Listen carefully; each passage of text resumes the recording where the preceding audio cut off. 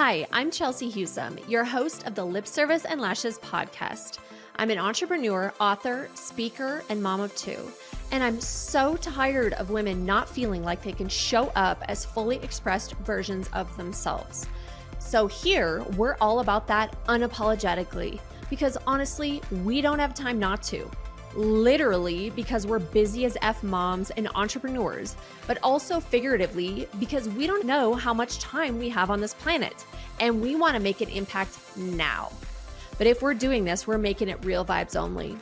So let's get inspired, laugh our asses off, quite possibly cry, and feel like you're sitting on the couch with your bestie and a glass of wine. I'm so happy you're here. Let's dive in. Hello, everyone, and welcome to another Lip Service and Lashes podcast. I'm your host, Chelsea Husum. Today, I have Izabela Oquendo with me. Isabella is a serial entrepreneur and a #1 bestselling author of The Opposite of Empty. She has built multiple businesses, invested in real estate, and worn many hats, only to leave it all behind. She now lives in Spain, where she's rewriting the rules of success, raising her children abroad, and proving that intuition is the most powerful strategy for building a life you actually want. Welcome to the show, Isabella. Thank you. Thanks for having me. Yes. Okay, first of all, I love that you're in Spain. I used to be a Spanish teacher, so that's like, I'm really jealous. Where in Spain exactly are you? I'm in Alicante. Okay. What's your favorite part about living there? I live like a quarter mile from the beach. So I'm Nice. like a huge beach person. So that's been like the highlight of our summer. At least once a week, we've been at the beach and it's been Nice. awesome. That's cool. I'm a beach person too. Some people are like, I like the mountains. And I'm like, they're okay, but definitely I would always choose a beach. Yeah, for sure. I can see the mountains. So like that's enough for me. Ooh, that's perfect. You're like, I'm on the beach looking at them. I'm good. Yeah, Oh, exactly. good. Okay. So your primary job is mom, but you also run an accounting firm. You have a coaching business. You're an author, all the things. So kind of just tell us a little, like, how did you get, I know life takes the twists and turns, but how did you kind of get right here where you're at in life and doing all these things? Well, how much time do you have? Because We it's have quite a half hour-ish. I know you're like 10 hours I need. Yeah, at minimum. Okay, yeah. So my background is actually in psychology. I got my master's degree in school psychology, and that's like what I wanted to do with my Okay. career. Yeah. But I couldn't even get through the whole program because I was just like really put off by like the school system, and I was like, yeah, it's not for me. So I transitioned to teaching college level. I taught at a university for 8 years in the psychology department. And when COVID hit, wanted to so the university shut down and we were teaching from home. And I like loved it. It was terrible as a teaching model. But Yeah. I really liked I just had a baby at that point. My daughter wasn't even a whole year old at that point. And I just loved being home with her. And I was like, okay, I have to figure out how to work from home. So coincidences put me into contact with a friend of mine who did like some freelance odds and ends in bookkeeping. And we got to talking, and I was like, that could be like a really great work from home business. And so we decided to start a business together. I didn't have really any experience in bookkeeping at that point. I was in real estate, so like, and I was investing in real estate as well. So I did the books for my own properties, like for tax prep and things like that. Mm-hmm. But beyond that, I didn't really have any experience. So she taught me a lot. I took some courses online, and I mean, the business like just skyrocketed. Like we didn't even advertise; Awesome. it was just all word of mouth, and it was just like really amazing. And at that point, I mean, to be home with my kids, I had another baby eventually. To be home with my kids was my main reason. But what I didn't know at the time was that I was like building this business to allow myself to live wherever I want in the world because that became a priority eventually. Yeah, I mean, it was just like a whirlwind. And I went through some difficult times a few years ago. I had some friendship breakups, and I found myself like just really lonely and like almost all of my friends turned their backs on me. And I was 8 months Mm. pregnant at the time. So it Oh, was just a wow. really difficult thing to get through. And then shortly after that, my dad passed away. So it was just like heartache on top of grief, on top A of chaos. lot. And, it was just a really pivotal time in my life.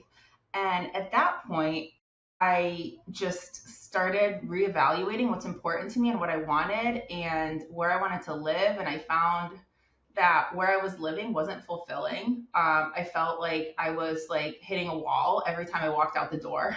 It was like Mm. stifling. Yeah. So I don't know, like my husband and I just came up with this crazy idea. Let's just leave it all behind. And so one of our dreams was to travel the country in an RV.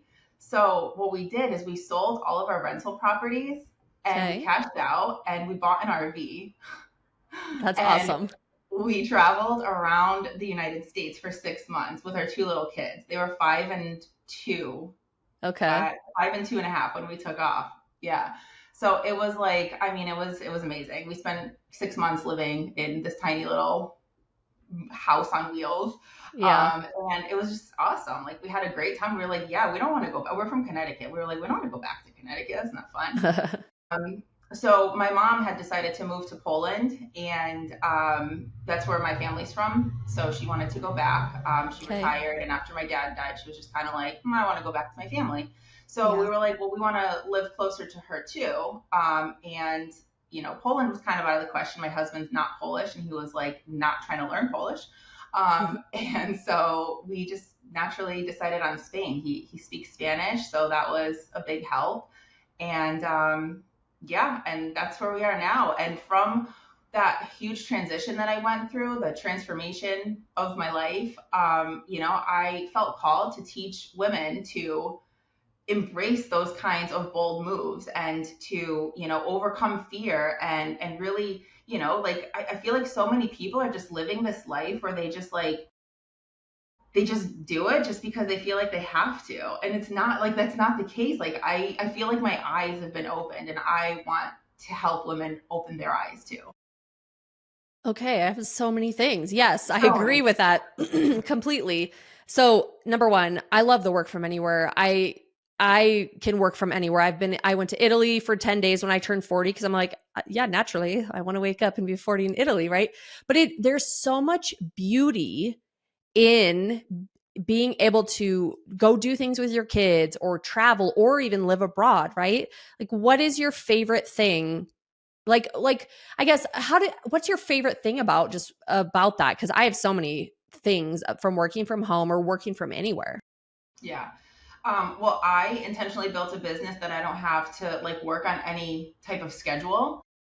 So, I don't have to worry about the time difference between here and Yeah, the United States, right? So, I true. mean, yeah, like I do have to communicate with clients here and there. So I do structure my time a little bit. But for the most part, like we take walks in the middle of the day. We go grocery shopping at 10 a.m. I bring my daughter to school in the morning. I pick her up at 2 p.m. because they only go to school here for 5 hours. So like things like that, like a lot of people, they can't do those kinds of things. And that's my favorite is just owning my time. Yeah, it's really beautiful. I never like realized how much I would love it, and then I'm like, well, I'm ruined forever. I can never go back to a normal job. So hopefully this works, right? You're like, I just couldn't sit in an office from 8 to 5. I just would probably get fired the first day. Yeah. Oh yeah. No, I lived the cubicle life for a little while and it was rough. I only Yeah. lasted, I think, like less than a year and a half. Yeah. Yeah. It's like, okay, entrepreneurs, you have literally everything you own on the line, but you also have this beautiful thing and you completely are the boss and own your time. So it's like, we're a little crazy, but it's amazing. So Yeah. A lot of crazy though, I think. yeah, we are. We embrace it. It's okay. All right. I love you talking about bold moves because I totally agree. And I actually had a question for you. So and you already touched on this. So geez, I cannot talk today. My God.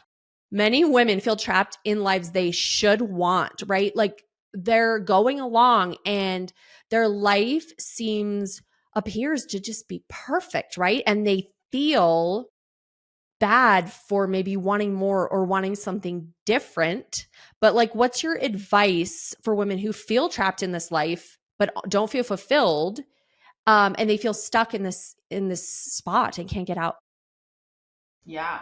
Well, I mean, I kind of went through that. Like everything that I set out for, like I had accomplished, right? Like, Yeah. I had my dream house and I had my dream cars and like, we're always striving for something and we always tell ourselves when we get this next thing, that's when we're going to be happy. So Yes. when I get my dream house, I'm going to be happy. When I get that dream car, I'm going to be happy. And then like you get those things. And like for me, it got to a point where I was like, is there anything next? Like, I don't want a bigger house. I don't want a more expensive car. Like, I have it. Like, what's next? Why isn't the happiness coming?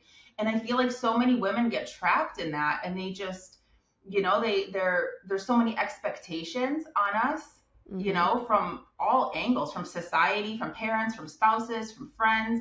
There's always the keeping up with the Joneses and, Mm-hmm. what your neighbor's doing and what your friends are doing. And oh my gosh, they had they're redoing their house. Oh my gosh, I need to redo my house. And we get Yep. sucked into this like competition. I think for me, a lot of it had to do with like removing myself from those types of relationships, right? So Yeah. I mean, a lot of it wasn't by choice because like I said, my friends kind of, turned their backs on me, but Mm-hmm. um I really realized how much I was living for appearances and, it was like outwardly have it all together, inwardly hot mess. Mm-hmm. It's totally true. Like when people, it's when they put their happiness on this goal or that goal. When I get the raise, like you said, then I'll be happy. When I get this car, I'll be happy. That house, do this, that, right? And then you arrive at it and you're like, shit, I'm not happy. Like what? And it's like putting it on almost external things or like goals. But I from what you've said, I know you agree. Like we need to find fulfillment in today and daily life in the small things now and not, and yes, you can celebrate when you get a promotion or whatever, but like don't place your only happiness in that, right? Yeah.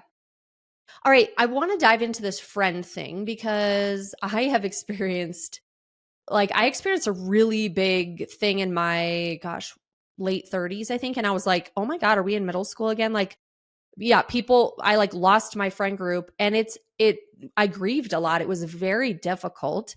So talk to me kind of more about that and, how you moved through that because believe me, I know it's tough. Yeah, I mean, it was, it was shocking because, it started, and I don't know the reason why. I speculate, but I'm not going to get into that. I'm just going to tell you like kind of what happened and Yeah. how Yeah. I moved through it. Because as far as I was concerned, nothing happened, so I don't want Really? to That makes speculate it on even what. worse. You're like, Exactly, seriously, what? exactly. Oh. Yeah, so I mean, I started to feel this like disconnect between my best friends and I. It was just like a gradual thing, like little comments here and there, and not being invited to things, and just kind of like feeling pushed out. Yeah. And then it just like escalated. There was this, I mean, nothing more than like a misunderstanding. Like, took what I said and blew it out of proportion. I tried to explain myself, I tried to reason, and it just was not being heard. Mhm. And at that point, like I was just like, okay, well, I guess I get it. There's no coming back from this. We tried to patch things up a bit. We were like, I mean, this was my best friend. Mhm. So we tried to patch things up a bit, and then another falling out happened, as often it does when that like energy is already tarnished. Yeah. So it was just difficult. It was really hard when my daughter was born. I had all my best friends around and everybody, like all the aunties. I'm an only child and I Okay. didn't have any family in the States. My family's all in Poland, so like my friends were all like my daughter's aunties, Yeah. and everybody was there, big baby shower, and like, lots of support from all over the place. And then when my son was born, this was right after the friend breakup, it was like Mm. crickets. Like Aw. nobody checked in on me, nobody came over. No, I mean, it was just like, it was very, very different. And I see the Oh. different, I don't know that this is why, but like my kids are so different. My daughter Mm. is super outgoing, like super friendly, loves everybody. And my son is just like mine. Like, And I kind of feel like there's this like, I don't know, energy that he was born into, and he's Oh. protective over me just like I am over him because of that like Oh. unnatural bond that we had because of our circumstances, if that makes sense. I don't know. Yeah. That's kind of how I rationalize it. Um, Yeah. but yeah, no, it was really hard. And there were some people that were kind of not necessarily in the middle, but uninvolved. And it was hard to maintain relationships with them because there was so much volatility, and like it was toxic. Honestly, it was very toxic. And I ended up being the one to cut off the friends that were uninvolved. And I felt bad, and it was a hard decision, but I couldn't have that like back and forth. You come Oh, to my yeah. house and we hang out, and then you go to her house, and I don't know if you're sharing things about me that I don't want shared. And it was just it was difficult. I tried to maintain those friendships, and it got to a point. I actually had a conversation recently with a friend, and I was just like, I'm sorry, but this is how it is. Like, I laid it all out on the table. I'm like, I'm not healed from this. I'm not going to pretend to be. And like, I just can't be friends with you because you're friends with people who hate me. Yeah. Well, it's like, and then it's for me, once I lose trust with somebody, or I notice differences, I just can't go back to the way it was, right? And again, too, you're like, okay, they're sitting here and I'm telling them all my darkest secrets and we're gabbing about life. And then are they going over there talking shit about me to the people? Very likely, right? It is make it very difficult to trust somebody. And it's almost like you got, with you said your son, you're grieving because you were then really felt probably very alone, and the family, quote unquote, was gone, right? I mean, oh, I'm sorry. That's tough. Yeah, Yeah. no, it was really difficult. And then my dad died shortly after Yeah. that, and again, like no huge outside support. Like, Yeah. I got flowers and I got text messages, probably just because people are human, but I didn't even feel like I didn't want to respond. It didn't feel Like genuine. It didn't, genuine. yeah, it felt like Yeah. it was kind of a forced thing. And that was difficult too. So like, two like big events that I just had to go through on my own. Like, my poor husband had to support me through all of that. And like, You're like, I'm and like, sorry. I need. yeah, he listened to the same story, and just me just crying, bawling my eyes out. Why is this happening? Why are they doing this? And like, it's like, are you gonna let it go? You're like, I'm a woman. No, I can't. I I physically, am you're not. a man. You don't get it. Exactly. Oh, okay. Let's see. So you made the awesome decision to pack up, do the RV life for 6 months. So what did life on the road teach you that like a corporate or cubicle never could? That I can fucking do anything I want. Like, Yes, I legit love that. anything. Like, I brought my business with me. I set up this tiny little workspace in the back of my RV. It was super uncomfortable, super tight, but I made it work. And, it was balancing the time between, exploring where we were and keeping up with my work was probably Yeah. the biggest challenge because, when Yeah. you're in the Grand Canyon, you don't want to be doing bookkeeping. And you're like, Uh, I don't have Wi-Fi. I oh my can't God. work. Don't That's even that's start hard on too. that. Yeah, so we actually had a Starlink. So we had the Oh, good. Starlink, we had the hotspots from the phones, and we had like sometimes there was internet at the campground.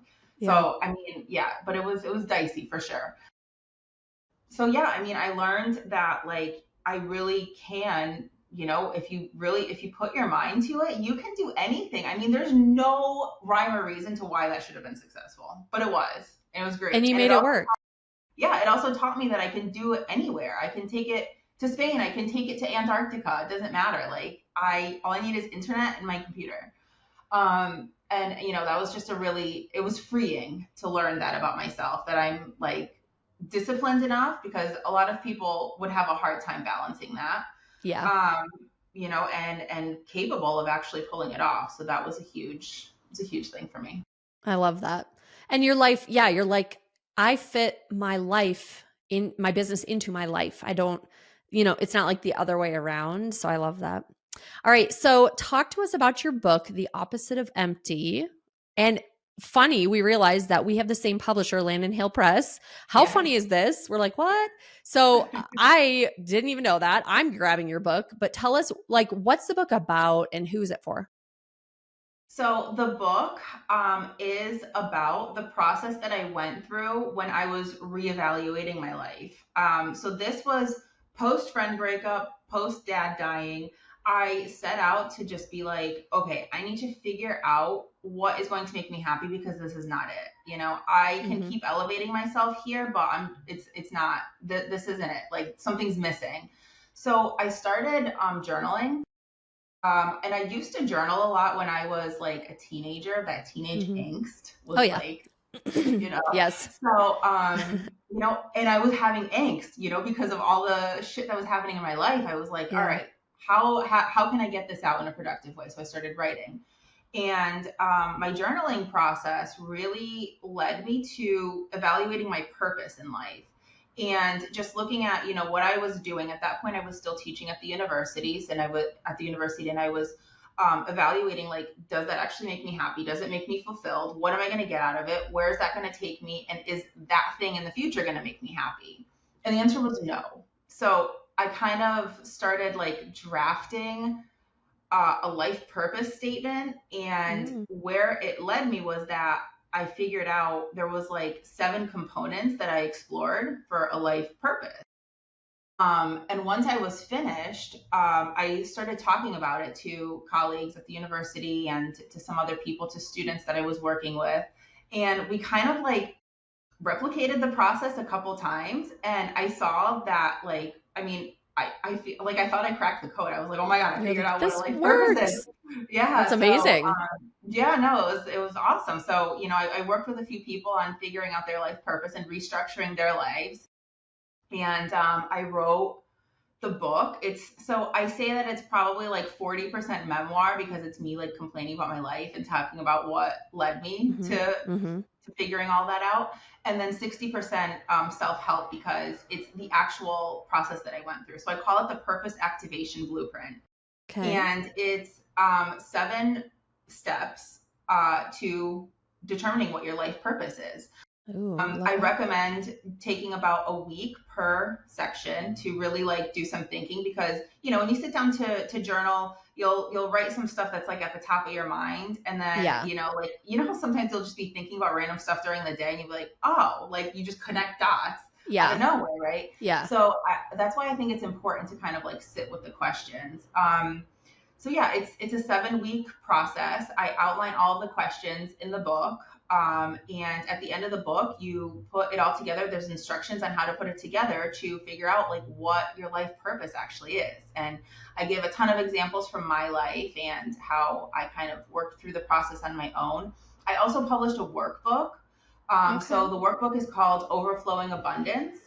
I love And that. that is essentially like just the work part of the opposite of Okay. empty. So it takes out Okay. like all of my anecdotes and stuff like that. And it's just a workbook with actual space to write and things like that. So yeah, both Nice. of them are available on Amazon. And, I've gotten some awesome feedback that people have like really, That's so cool. they've really evaluated their lives. And I couldn't be happier to hear that. And of course, there was the 1-star review. I listened to your podcast where you talked Oh, about your God. experience. You're And like, yeah, who are you? want to take a guess who left mine? I'll give you Yeah. one. Yeah, it's your old friends probably. Yeah, it's like a girl from high school that always hated. Yeah, it's just like, really, I'm so glad you felt the need and took your energy to try to harm me. But okay, so you've made it official. You have a 1-star review. Done. Yes. The Yes. haters are here. That means you've done something worthwhile in life. Good job.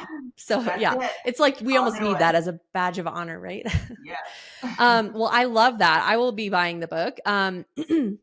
Right after, literally today, right after this.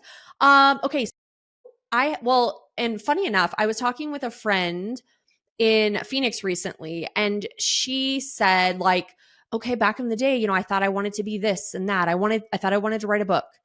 And then I wanted to be a speaker and I wanted to do this or want to do that business. And she's like, I realized like I don't want to do any of this anymore. It doesn't align with me. And she's like, but I don't know what aligns. And she said, I'm in this gross, like uncomfortable space because I know there's more out there for me and I'm meant to do these things, but I don't know what. So I'll probably need to send her a message and be like, go grab her book as well. Because, she said I could be filling it with all these things and getting, quote, busy just to fill my time.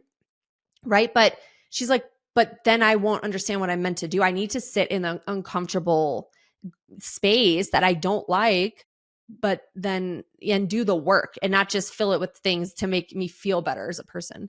Because what do you think about this? Like, I always think of people at the end of their life, and I truly wonder how many people can honestly say, I lived my purpose, or I made a difference, or I did what I was on this earth to do?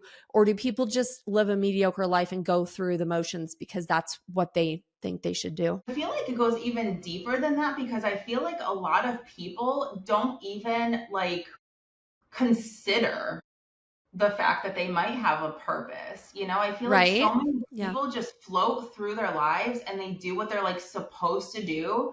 And then I think when I mean, obviously I haven't been there and I will admit I've never talked to anybody who has.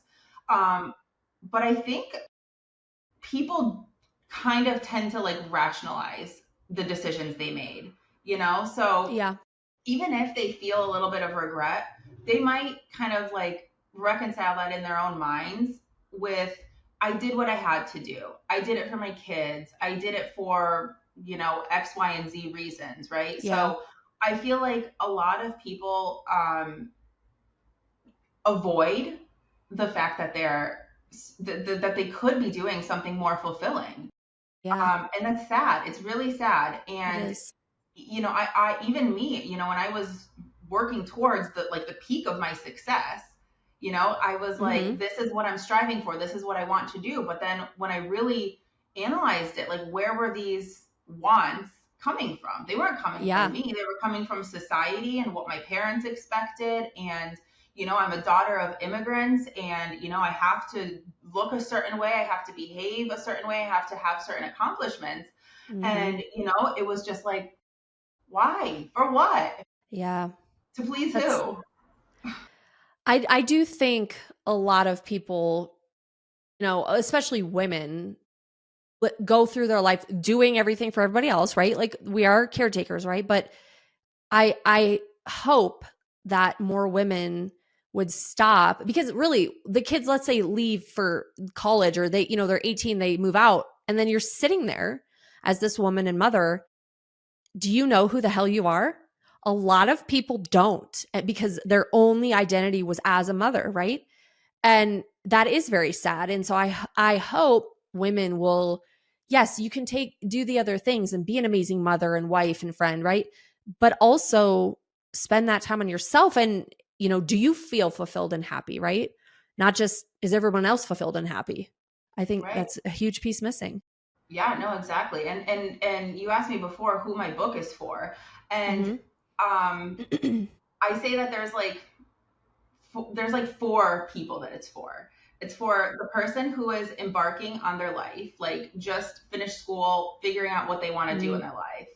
Then it's for the mom who is in like, her late 20s, early 30s, just had kids and is thinking like, oh, I just spent all this time on school and getting my career going and now I have a kid and my priorities have shifted all of a sudden. What do I do now? Because that's where I was when I went through this process.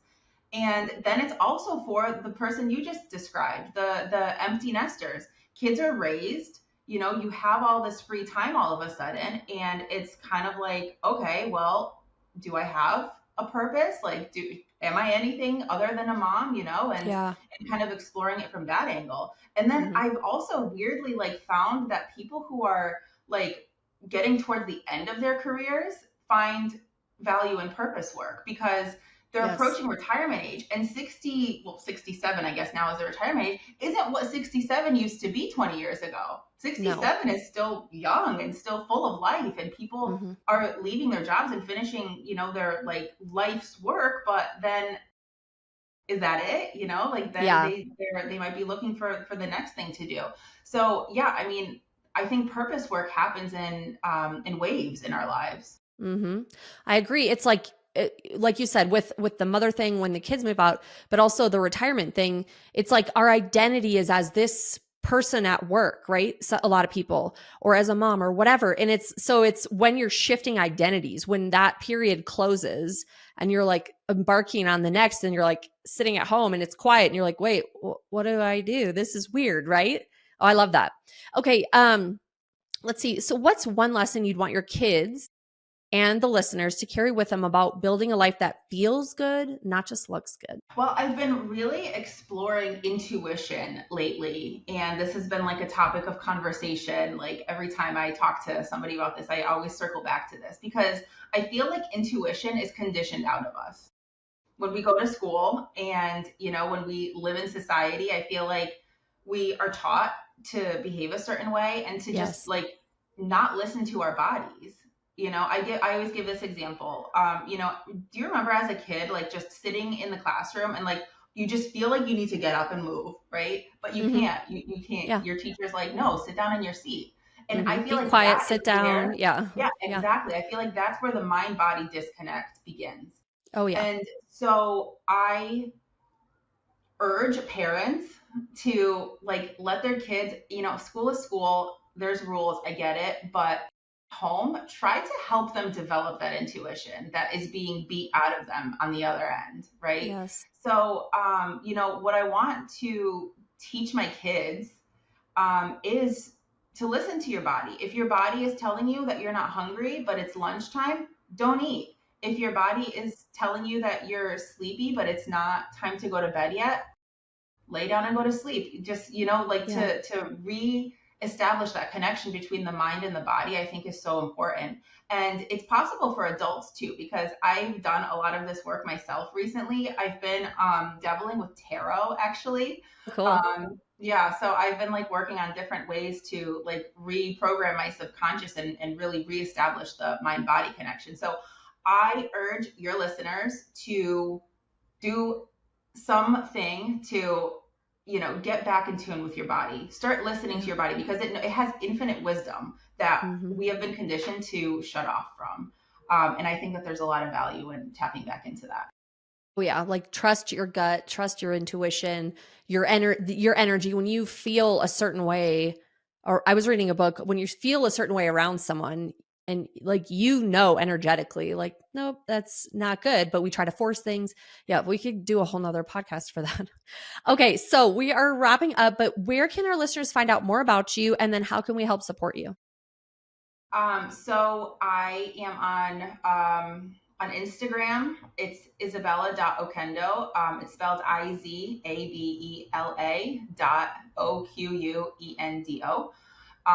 And I am on Facebook as well. You can search my name. And I have actually, if you're interested in like purpose work or intuition work, I have a free quiz that I just made available. So you can find that at IzabelaOquendo.com/fear quiz.